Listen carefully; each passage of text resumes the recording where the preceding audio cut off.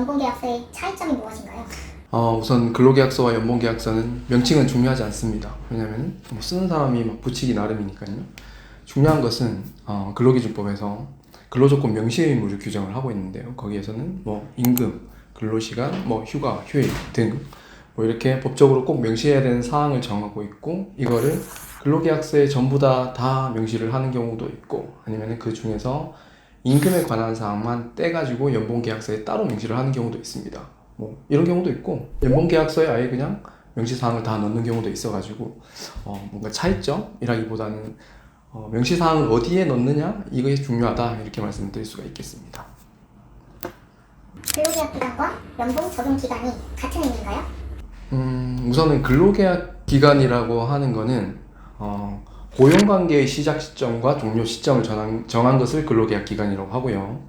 그 근로계약 기간 안에서 연봉의 적용 기간을 정한 게 연봉 적용 기간이다, 이렇게 말씀을 드릴 수가 있겠는데, 근로계약서와 연봉계약서를 따로 쓰고 이 근로계약 기간과 연봉계약 기간을 따로 정하는 경우는 조금 명확해집니다. 그런데 연봉계약서만 쓰고 연봉 적용 기간만 정하는 경우가 있어요. 이때는 근로계약 기간이 언제까지냐라는 부분에 있어서 해석의 문제가 생긴다, 이렇게 말씀드릴 수가 있겠습니다. 연봉 협상은 의무인가요? 몇 개월 전부터 협상해야 되나요? 우선은 연봉 협상 자체가 의무가 아닙니다. 그렇다 보니까 연봉 기간 만료 전 몇 개월에 협상을 해야 된다, 이것 자체가 의무가 아닌 거죠. 그러면 연봉 적용 기간이 넘어섰다 라고 하면은 연봉은 동결됐다, 이렇게 보시면 될 것 같고요. 그 연봉이 동결됐다는 부분에 대해서 새로 서면을 남길 필요는 없습니다.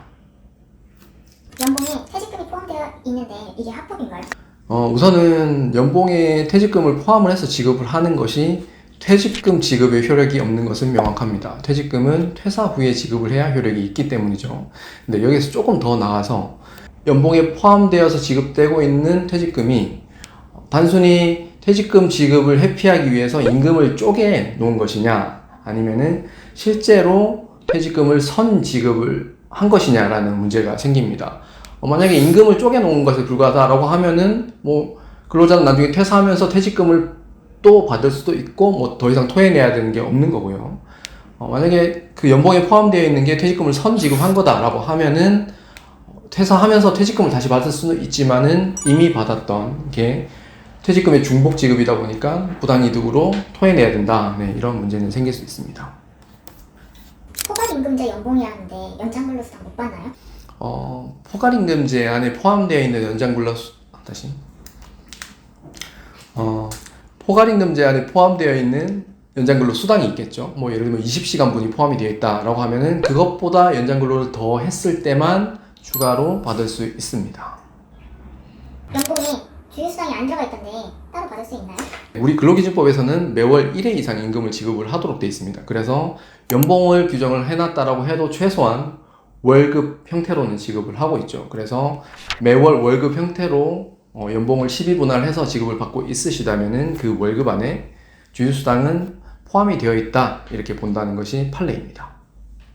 근로계약서 내용과 실제로 다릅니다. 이에 대해서 보상받을 수 없나요? 우리 근로기준법 상으로는 근로계약서에서 정한 내용과 실제가 다른 경우에는 손해배상을 청구를 할 수 있다, 이렇게 규정을 하고 있습니다. 노동위원회에 신청을 할 수 있도록 되어 있는데요.